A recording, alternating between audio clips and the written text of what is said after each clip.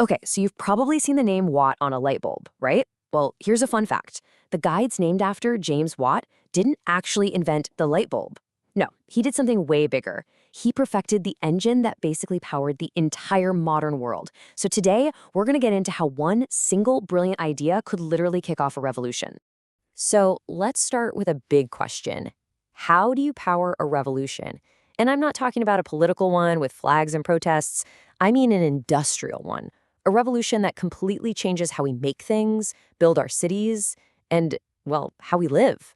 See, before you can have all those massive factories and sprawling cities, you need one thing: a source of massive, reliable power. For a really long time, the best power source we had was water. I mean, water wheels are pretty strong, right? But there's a huge catch. You were stuck. Your factory, your whole business had to be built right next to a fast-flowing river. Then, along came the steam engine, and it completely changed the game. Suddenly, you could build a factory literally anywhere you could get fuel. And that freedom, the freedom to build anywhere, is what was about to reshape the entire world. All right, so let's set the scene. This is a world before steam power really took off. And our story, it doesn't start with a giant engine. It starts with a person. Meet James Watt. He was an instrument maker at the University of Glasgow. You can kind of think of him as the ultimate tinkerer. This guy had a real gift for figuring out how complex machines worked, and maybe even more importantly, why they broke. And as luck would have it, he was in exactly the right place at the right time, just when the world was desperate for a better engine. Now, at the time, in the 1700s, the best engine around was this thing called the Newcomen steam engine.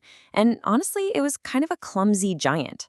It was the most advanced tech of its day, sure, but its job was actually pretty basic. It was a huge, powerful pump, and its one and only real purpose was to get water out of deep coal mines so that miners could keep digging. So it was a very specific tool for a very specific job. Not exactly a world changer. Not yet, anyway. So what was the engine's big flaw? Why wasn't the best good enough? Well, the university where Watt worked just happened to have a small model of this Newcomen engine. And guess what? It was broken. So they gave it to Watt to fix. And as he started taking it apart, he noticed something: a huge flaw. This engine wasn't just a little bit inefficient. It was, and this is crazy, it was actively working against itself. It was wasting most of its power on one single repeated mistake. Okay, let me walk you through this wasteful cycle. Here's how that old engine worked. Step 1, you fill a big cylinder with hot steam, and that steam pushes a piston up. Simple enough, right? But then here's the crazy part. To get the piston to move back down, you spray the inside of that hot cylinder with cold water. This condenses the steam, creates a vacuum, and pulls the piston down. And that is the problem. Now your entire giant metal cylinder is stone cold. So what do you have to do? You have to waste a ton of fuel and time reheating the whole thing just to start the cycle all over again. And the scale of this problem was just staggering. We're talking about 4 times the fuel. For every bit of energy the engine used to do actual work, like pumping water, it wasted 4 times that amount just reheating its own cylinder. Seriously, just imagine if your phone used 4 times more battery turning on than it did actually running all your apps for the day. It was a colossal, unbelievable waste of energy. All right, now we get to Watt's brilliant solution, the aha moment. You see, fixing this problem became a total obsession for James Watt. He wrestled with it for months, just thinking and tinkering, and the solution, when it finally hit him, was nothing short of pure genius. And the story goes that the idea came to him in 1765, while he was just out for a Sunday walk in a park in Glasgow. And just like that, in a flash of insight, he saw it. He saw a simple, elegant way to stop the engine from wasting all that heat. He didn't know it at that exact moment, but that one single idea was about to kickstart the entire industrial revolution. So, what was this big idea? It's called the separate condenser. Watt's thought process was basically this. Wait a minute. Why are we cooling down the main cylinder at all? He realized you could just use a pipe to draw the steam out of the hot cylinder and into a second, separate chamber, one that was kept cold all the time. The steam would condense there, creating the vacuum. This meant the main cylinder could stay hot, constantly ready for the next push. No more wasted energy, no more reheating. It was such a simple concept, but with absolutely monumental consequences. But look, having a great idea is one thing. Actually building it and selling it to the world, that's a whole other challenge. And for that, Watt needed help. He found the absolute perfect partner in a man named Matthew Boulton. Bolton was a sharp businessman who already had a big factory, he had the money, and most importantly, he had the vision to see that Watt's invention wasn't just a small improvement. It could change everything. They were the perfect team. Bolton handled the business side of things, which left Watt free to do what he did best, perfect the engine. And believe it or not, Watt was just getting started. The separate condenser made the engine super efficient, sure, but he wasn't done. He kept inventing, adding one brilliant new feature after another that would turn his machine from just a really good pump into a universal power source for any kind of factory.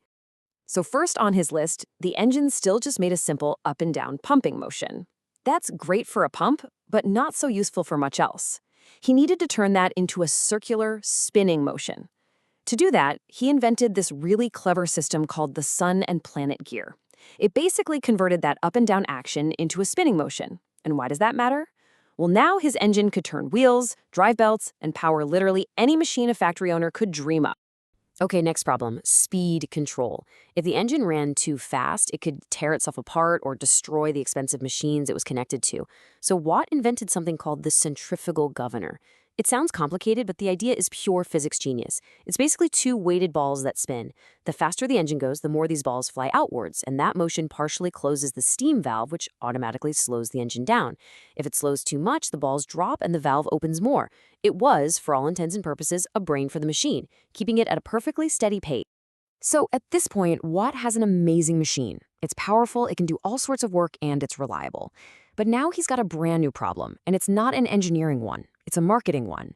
How do you sell the power of this newfangled machine to people who only understand power in terms of, well, horses? A factory owner knew exactly what one horse could do. But a steam engine? What does that even mean? His solution was just brilliant marketing. He came up with a whole new unit of measurement that everyone could instantly understand: horsepower. He actually did the calculations, figuring out that one strong horse could lift about 33,000 pounds by 1 foot in 1 minute. So now he could walk up to a customer and say, "My engine doesn't have some weird amount of steam pressure. It has the power of 10 horses." And boom, everyone got it.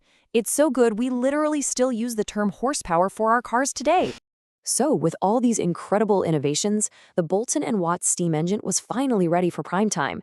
And it wasn't just another machine anymore. No, this was the engine of change. This was the engine that was about to power the entire industrial revolution and change industry, work, and society forever. Let's just take one industry as an example: textiles, making cloth. Before Watt, all the big mills had to be on rivers to get power.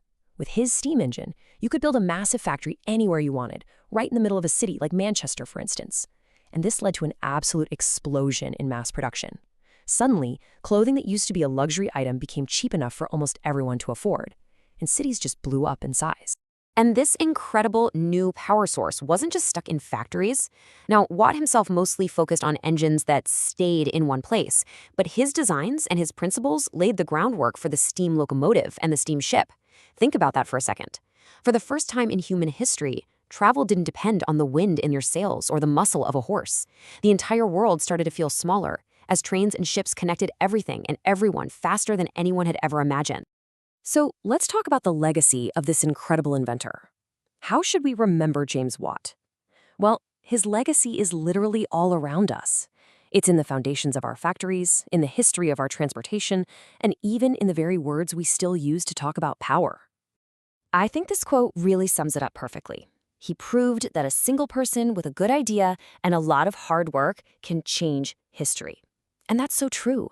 Watt's story is this amazing reminder that one person who is just driven by curiosity and pure determination can literally change the world. But it's not quite that simple. His legacy is also a bit more complex than that. You see, every revolution has a cost, and the steam engine was incredibly hungry. It needed fuel. Powering thousands upon thousands of these new machines required a truly staggering amount of coal. The demand for it just skyrocketed, which in turn launched a massive and dangerous new mining industry to feed the beast. And of course, burning all that coal had a very direct, very visible consequence. All that smoke from countless factories and engines and trains just filled the air in these new industrial cities with soot and pollution.